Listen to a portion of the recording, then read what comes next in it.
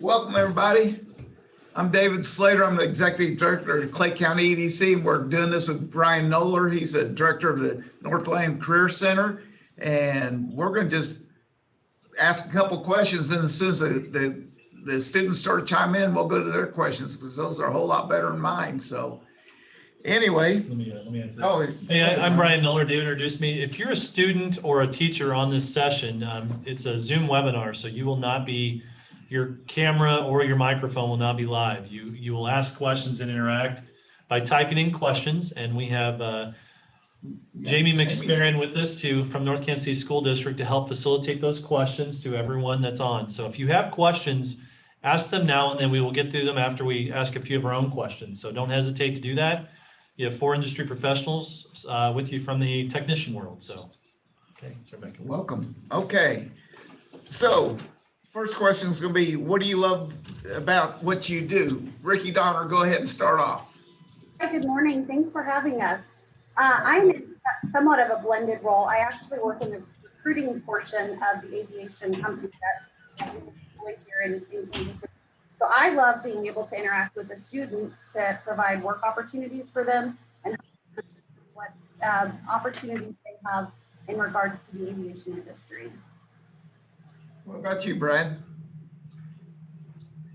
Yeah, like Riki, I'm also kind of on the recruiting and placement side of things with Vander Haag's, and the thing I enjoy the most is really helping employees and applicants find a good match between what it is that they do naturally, whether that's something on the mechanical, technical side, they enjoy being hands-on and fixing things and repairing things, or maybe they're more people-oriented and we've got sales opportunities, or maybe organization and managing inventory and things like that.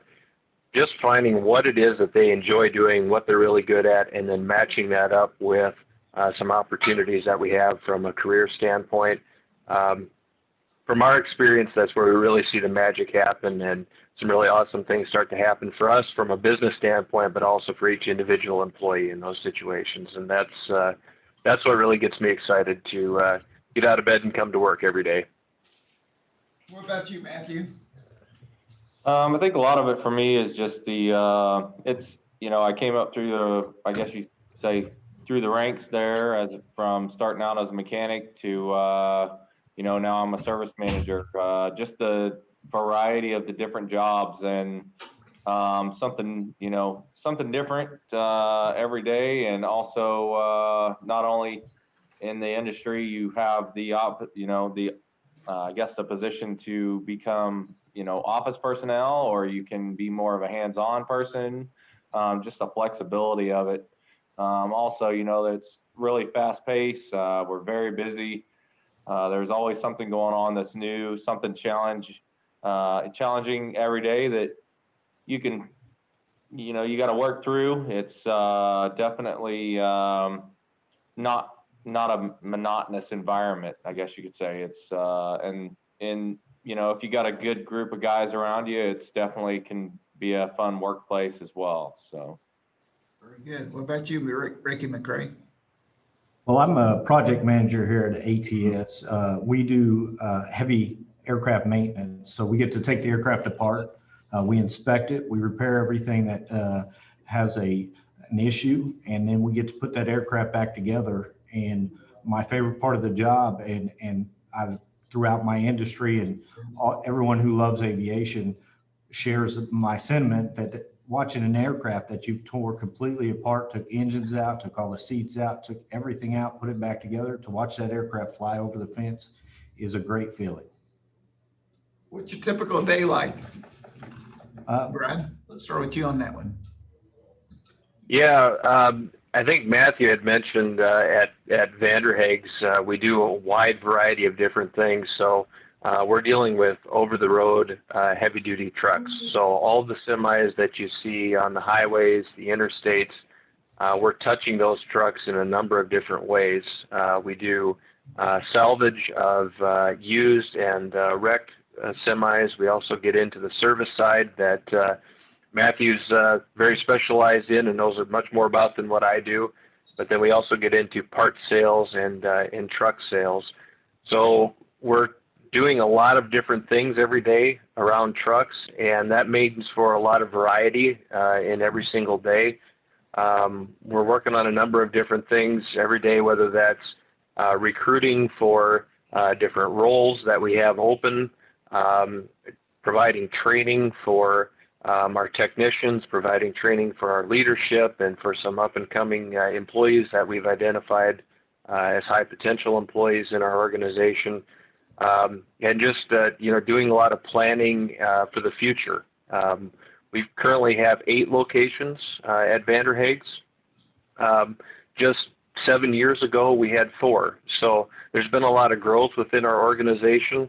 And so that's also created not only opportunities, but a lot of variety throughout the course of the day. So depending on what's going on, every day looks a little bit different from our standpoint.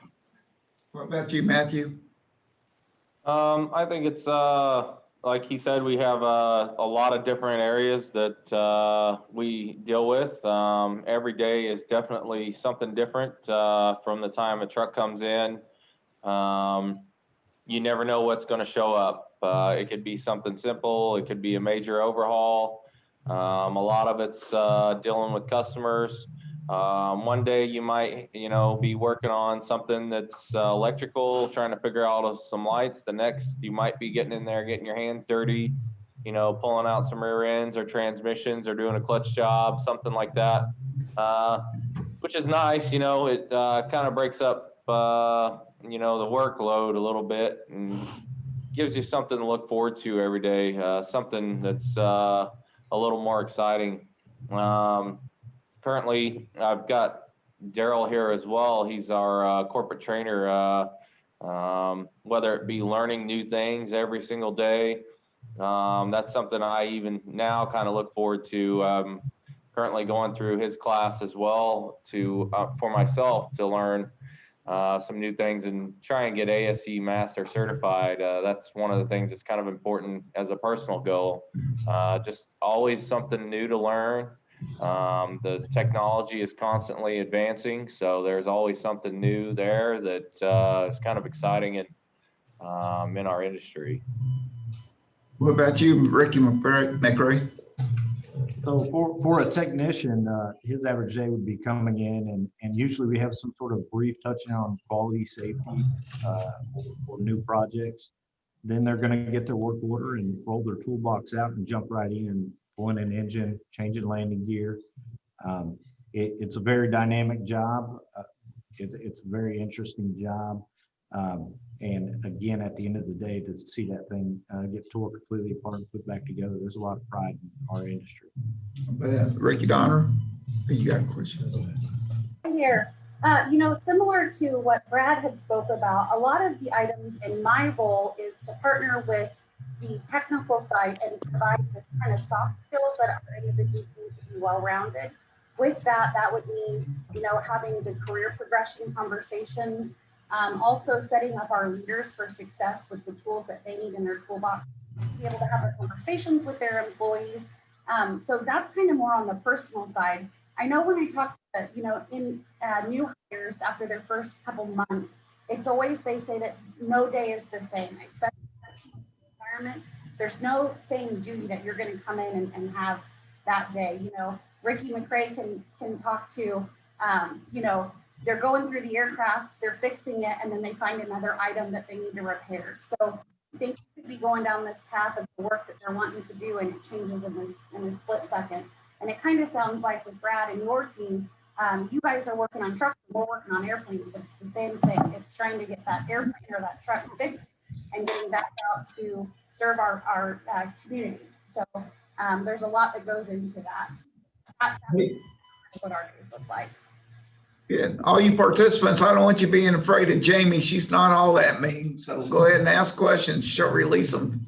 You got one? I want to make sure that, I'm going to challenge our participants. We had 117 kids on our last call. We have 30 some on this call. We had almost 75 questions from participants. I challenge there's 34 of you that at least we would get 10 questions that would be relevant questions that you might ask to support your decision making and looking at careers in the future. So that's my challenge to you. So. All right, we've got a question. Jamie, you're up. We've got a, yes. Max wants to know, with the shortage of people in diesel technology, I know a lot of employers are overlooking some of the requirements they need to be on the job. Is this still the case, or are the 2 years of experience required? I can take that one. I think it's going to depend on, I would say, I think a lot of it is what you're willing to, I say willingness to learn. If, you know, I did recently hire a guy that is very green. He doesn't have a lot of experience in the industry, but here at Vander Haag's, we do have like my corporate trainer. He is here with us. We do have training available. The requirements, I think that if a student is willing to continue to learn and they're actually going to show that drive, then I'm more likely to hire them and know that, you know, yes, we're definitely going to, you know, pursue that and overlook the fact that maybe he doesn't have 2 years in the industry already. And that is something that we here are willing to kind of help with to get some more of that hands-on in the industry. Daryl, you want to add on to that? Yeah, I can. Matt brings up some really good points about how we can continue his training and his education level. I do a lot of research daily. I just went around to every store over the last 4 weeks, and I taught a lesson, 2 lessons at each location for the parts department and the service department. And I'm continuing with ASE preparation training for the testing. And some of the technicians that we are training are very, very green. And what Matt said is extremely important. Your willingness to learn, whether you have 2 years of knowledge or education or you do not, you will not succeed in this industry if you are, or probably even aviation, if you are not willing to continue to learn and to be motivated to do that independently and through the company. And as Matheuw stated, we can give them avenues of learning, and that doesn't mean he has to be in the service shop. We can send him over to the salvage department to dismantle, or to shipping, to parts, to still be in the industry and learn about the industry. And then eventually, once he does get some more knowledge and some more confidence at that point, he can then come over to the service side and we can get him continued to train up and go from there. I know. Go ahead, Riki. I wanted to jump in here too. I know that the question was geared towards diesel, but if there's any individuals also on the aviation side, we noticed in the last 5 years that there has been a gap in individuals wanting to join or having the experienced talent out there. So what ATS has done is we have built our own internal apprentice program. So we partner with North Main Career Center to help with the curriculum there that would transition to our program. So if we have individuals that are technically sound, you know, they like to work with their hands, we're willing to train them, and they go through a full program that is paid, that trains them to do the job to become an experienced technician. So, you know, same with you guys, we're willing to train those individuals that are willing to learn. Jamie, you got another question in your box, don't you? Yes, we do. So Nathan wants to know, does one employee focus on planes or trucks, or do they work on both? So I think 2 different companies, right? right, yeah. So I think we do a lot of the same work, meaning maintenance, but our company, which is Aviation Technical Services, does the maintenance and repair for the commercial aircraft. And Brad, I'll let you kind of explain what your company does. Yeah, we specialize in over-the-road heavy-duty semi trucks. I'll tell you that, yeah, obviously Riki and her company get more into the aviation side. We don't dabble into that market at all. But on the heavy duty truck side at Vander Haag's, we get into all different makes and models. And Matheuw and Daryl both know that on a first-hand basis themselves from what they do each day, whether that's training or working in our service shop. You know, we touch every type of truck that's out there on the road. If it's hauling freight, we've probably got a part for it or a way to fix it. Great. Awesome. All right. So next question is Ashton wants to know how you got interested in diesel technology and decided to pursue that as a career. I can start that one. For me, I grew up in a small town, and I guess you could say the typical, small town setting where you've got, we used to hunt, we used to fish, we had 4-wheel drives, we used to go and play with cars and toys. And then, going to the racetrack was, kind of one of the only exciting things to do on the weekend. We'd go to the drag races on Saturday or go to the dirt track on Saturday or Friday, and just kind of fueled my want, or kind of fueled that a little bit. And I was at a career fair sort of like this, and Nashville Auto Diesel College was there, and they had a performance engine program that looked really fun. And I thought, I love going to the races and watching all those guys work on all that. Why not try to learn that and get my hands in there and do it myself? And kind of led from, doing that to, working on semis, and then saw, once I got to school, how cool it was to get inside of a bigger engine or, the heavier, equipment. And then just kind of went from there to where I'm at now. Go ahead, Jamie.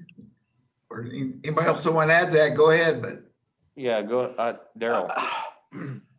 A little bit different. I did grow up in a small town, but my dad was a carpenter, so I learned to work with my hands from a very young age.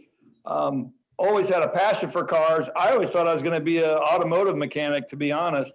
And then the Army called me and decided that was going to change.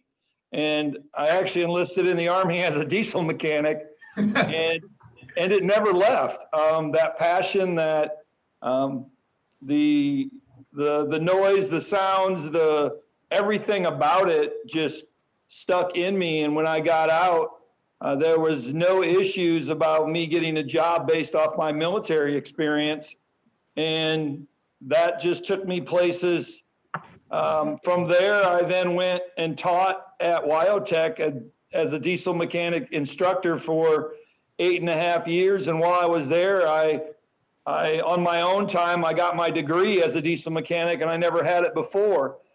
So again, the passion for learning, my passion for diesel. And then I came here, and I was the service manager for 3 years before Matheuw took over. And now I'm doing again the love of teaching and the love of being around trucks. It's here, it's in me, and it's not ever going to go away. It's taken me so many places across this country. I've lived in Wisconsin, I've lived in Wyoming, and now in Missouri. So I wouldn't trade this for anything at this point in my life. yeah. Awesome. If All I right, could Emily. just piggyback Sorry, go ahead. onto what, if I could just piggyback onto what Daryl was saying there, I think if there's one thing that we've seen at Vander Haag's, and my guess is this is probably true at Aviation Technologies too, that probably the best thing to do, if you don't know what you're interested in, or you think you might be interested in diesel technology or any other field, just get started and, reach out to us. Even if that's just pushing a broom and running a mower during the summers, that's a great place to get started and get some exposure to these different companies and industries.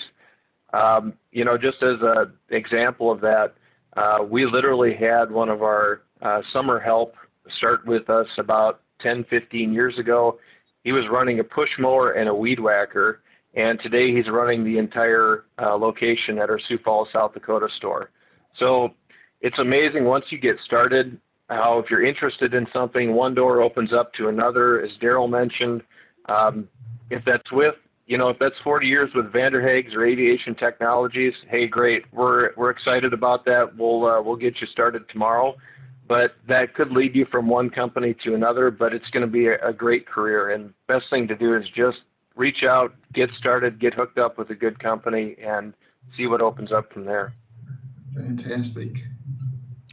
All right, so there's two questions in here that are kind of similar, so I'm going to combine them. So Emily wants to know, are there a lot of career opportunities in diesel and mechanics in the Kansas City area? And then Max wants to know, what are some other job opportunities in diesel that's not necessarily a technician? So kind of a two-part question. So as far as the opportunities in the Kansas City area, I would say our market is, there is just tons. Our competition, for instance, around here at Vander Haag's, I would say, I'm guessing off the top of my head, and I'm probably way under, I'd say there's 40 or 50 within a 10-mile radius of different shops that, would have potential here. We've got all the big name dealers right around here, from Peterbilt to Cat. You've got Freightliner, Cummins. Just all of them are around here. Not only that, you've got independent shops like us, for instance, that are around here. And even it goes smaller than that. You've got, maybe 3 or 4 bay shops that are smaller. A lot of those probably don't offer the training like we do, or, some of the benefits, but they're out there. So there's definitely, it's very rich environment for that. What was the second part again? Sorry. Second part is, what were some things that were still in the mechanic side of things that aren't necessarily as a technician, and what part-time opportunities are there available? Right. So in our industry, there are so many different ways you can go with it. So I've got, so you can dismantle trucks. You can be on the part, here at Vander Haag's, you can take apart the trucks. There's parts of it where you can go to work for a fleet where you just do fleet maintenance work. There are parts of it here where you would be a technician. If maybe getting your hands dirty after a few years wasn't your thing, that's kind of where I ended up. I wanted to go into maybe a little bit more of the paper side of it, I guess you could say. I became a service advisor. I was a shop foreman. And now I'm a service manager. There are definitely multiple different jobs and areas where you can go in different directions. I will let Daryl, he's got plenty to take off on that as well. Right here in our location, we have inventory techs. So they actually inventory our used trucks as they come in. So the trucks that we are going to dismantle, all those trucks are inventoried by a person to determine what usable parts we can sell. So everything is documented, pictured, phenomenal job. It's indoor, outdoor, computer savvy, excellent opportunity for a tech savvy young individual who is self-motivated, likes to work independently, and can just go get it. We actually have somebody that's in charge of all of our cores. We have so many cores coming in and happen to be shipped out that's a job in itself. We have a wash bay tech who also paints engines, washes all the stuff, cleans it, inspects them, because we sell used parts. So all those parts have to be inspected. We have warehousing, small parts inventory. They can be around trucks here and never have to turn a wrench. It's a phenomenal opportunity. So many jobs, and that's just in our industry. So, and again, like I tell everybody, we are located in the Kansas City area, but we are throughout the Midwest. And if you have relatives, family, or just desire to move away from the Kansas City metropolitan area, we are looking for these same jobs at all these other locations also. Great opportunities. Jamie, do you mind if I ask the next question real quick? Yeah, feel free. First of all, I want to give a shout out to, we have quite a few kids in the building on this presentation. As I look through the participants, I want to give a shout out to our NCC students and our teachers, Mr. Frank Stafford, Miss Carrie Lasley. So Miss Lasley is posing a question for ATS real quick. And that question is, at ATS, what are the hiring requirements right now? So I'll ask that to Riki and Riki. I can touch base on that. So the hiring requirements right now, obviously with COVID, our industry has been impacted greatly. We are very hopeful the work that we have booked in January that we will be starting to ramp up at the beginning of the year. In regards to the apprentice program, as of right now, we have a new class slated for February. And with that, it would obviously, you know, they would apply for the position and then they would go through the recruiting process. We have worked out to where the badging item would not be an issue. So it's really just us getting, or the industry getting back to normal and COVID getting under control and us being able to ramp up with that. And Riki, we're having a tough time with your connection, but I think we're catching your answers. So just FYI. Okay. All right, so next question would be for an entry level, and this is from Mason, for an entry level technician, what does the first like 6 months to a year look like in a training when I join your company? For us, it would be, I'm essentially going to start you probably at the rear of the truck and kind of work from the outside and the rear and the back and work up to the engine. So you would probably do like wheel seals and wheel ends and brakes and tires and all that. And then we would kind of work into like the differential and get familiar with that. And along the way on all this, you're going to be any training available that I feel like that you need, or I try to do, you know, a good job of getting you as much training as I can with what we have available. Whether it be, we work with HDA Truck Pride quite a bit. They will send out webinars. I will send you to, you know, maybe an electrical webinar for batteries and an electrical webinar for charging systems. I even send my veteran guys to that to help refresh, because maybe there's something that they've, you know, skipped over the years or they've kind of lost. And then, so while you're working from the outside in, and then kind of work your way up, and then you'll start doing some transmissions, pulling those, you know, removing those and reinstalling those and doing clutch work.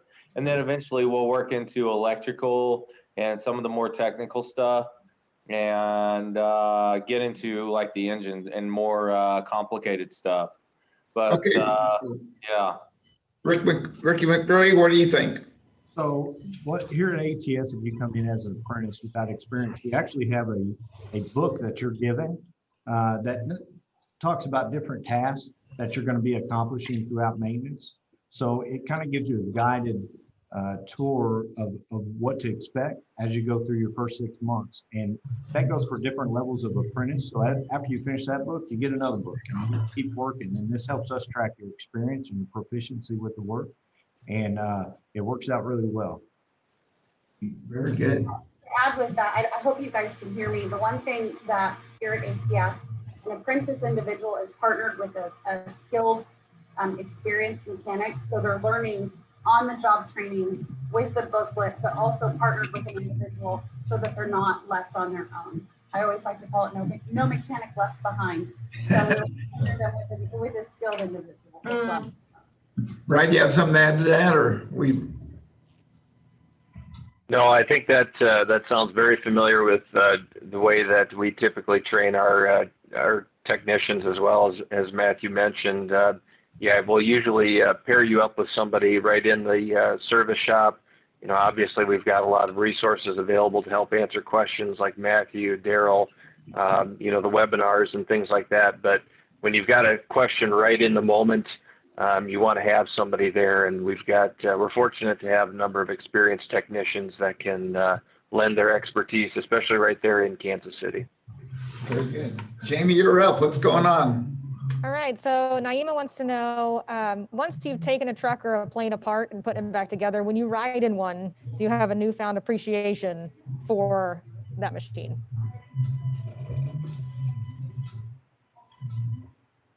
Well, for aviation, it's very interesting.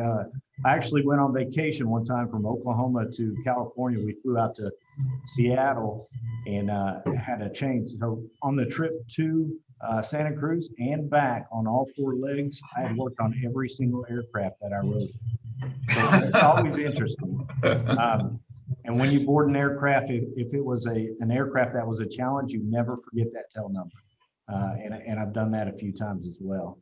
So that's always a lot of fun to be able to do that. I know sometimes I bother the passengers next to me, telling them that I've worked on this aircraft. I don't know if that's good for them or bad for them, and they're usually not impressed at all, but it really is enjoyable. Another facet is sometimes test flights are required. Those are a lot of fun.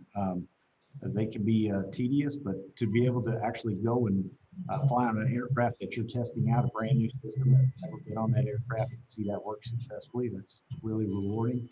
And also, I've troubleshot on aircraft as they flew because we couldn't duplicate the issue on the ground. So that was a lot of fun, a lot of challenge. Okay. Anybody else want to add to that? We got a couple more questions. I remember still the first engine I rebuilt, finished it on a Monday and took it for a test drive. And yeah, it's just, it sticks with you. And every time I rebuilt an engine, the smells that you get from all the components, the new components and the break-in period and all that stuff is just, it sticks with you. And it's just a great feeling to know that you took this truck from non-running condition and we're now running up and down the interstate. And yeah, it's just a great feeling. And I still enjoy test drives today after working on a truck.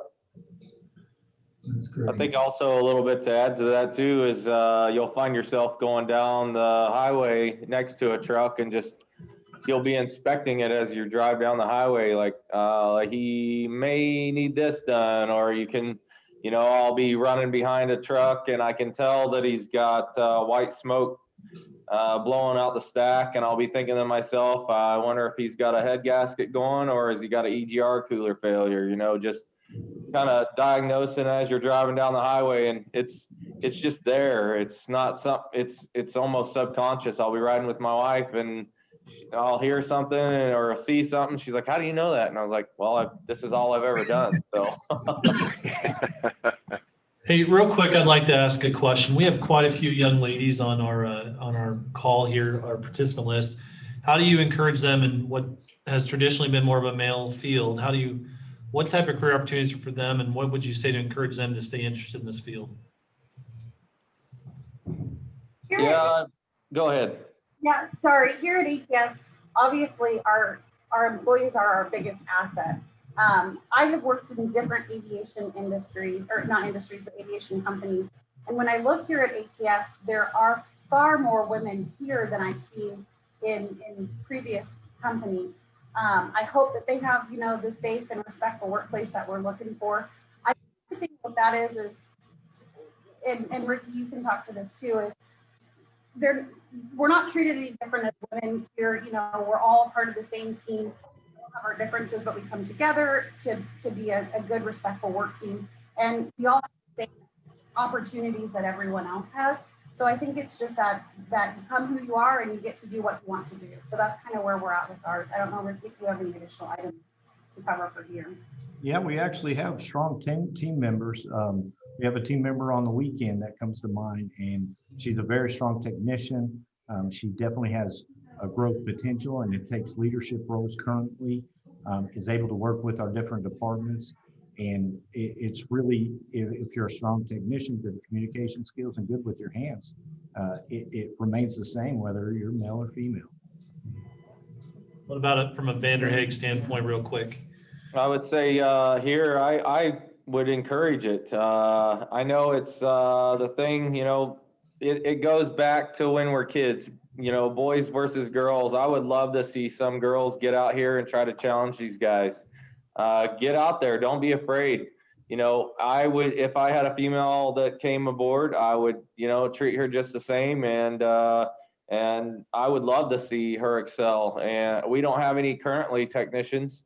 My wife, she's a very independent female, and she always is out there. And I've talked to her, she's a teacher, and I said, get some of them involved too.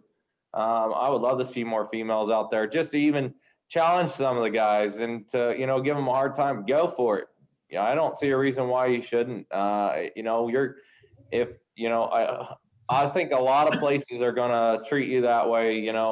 Just get out there. Don't be afraid to run with them. It can be, I know it can be intimidating, but if you find the right place, you're gonna excel in this industry. And if you don't feel like that, if they're not helping you, then you're not at the right place. So. Excellent advice. Jamie's got a couple more. Jamie, questions go ahead. real quick. Yep, so there's two all combined. So what is kind of the salary range specifically for a diesel mechanic? And if we're interested in applying for a job for particularly one of your companies, how do we find out about openings, or how do we apply?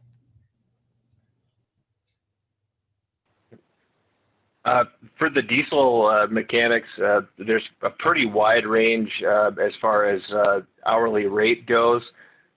You're probably looking at starting somewhere in the mid-20 range and working your way up north of that.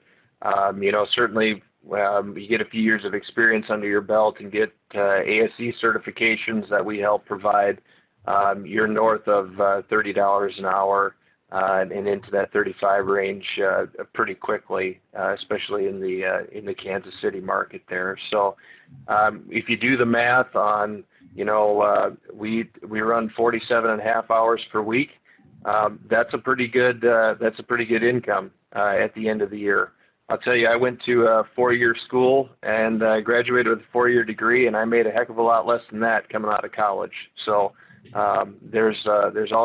can make a really good income and have a really good career path with a technical field, and don't let anybody tell you otherwise, because that's the truth. As far as finding out what your career options are and applying with us, probably the quickest and easiest way is through our website, and that's just vanderhags.com. And on there, you'll see apply here button. You can click on there. You can see all of our job opportunities in Kansas City and all of our locations. You can fill out an online application. But honestly, we've had folks just stop in at the store and talk with our department leaders like Matheuw, Daryl, our general managers. We can give you a tour. We're happy to show you around, and you can see for yourself exactly what these jobs look like and what you might be interested in. Yeah, very similar here at ATS. We have what we call a flight path. And so it goes through and it shows you exactly what the career opportunities are and the advancement. When you start off with an apprentice one here, that starts off at $16 an hour. But again, through the progression, if you go all the way up to like a leadership position, that could go into the mid-30s, $40 an hour. In addition to, like Brad had said about certifications, we have what is called an AMP license, and then you also get the premium for that. If you get your AMP license, that's $1.25 in addition to your hourly rate, and then if you get the AMP, it's $1.50. So there's different ways to get different premiums with that. We are also a merit-based, so that means performance-based. So you work on your own. The way that you perform is how you will get your hourly increases.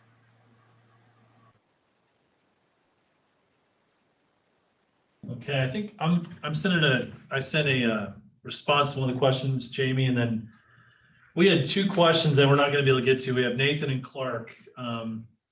Guys, we've got your questions, and we'll make sure that if we're not able to answer them, we'll email them to the group. Okay, we just have a hard stop about a minute ago, so I want to thank. We had quite a few participants, and we had 4 panelists, and again, a couple moderators. I want to thank everyone for being on the call, and this has been recorded, so we'll definitely post it at a later time on our NEBA YouTube page. So thank you, everyone. Riki, Matt, Daryl, and Brad for joining us, and thanks, Jamie, for facilitate the questions. And to David. So, thank you. Thank you. Have a So good much. day. Thank you. Thank you. I'm going to stop recording now.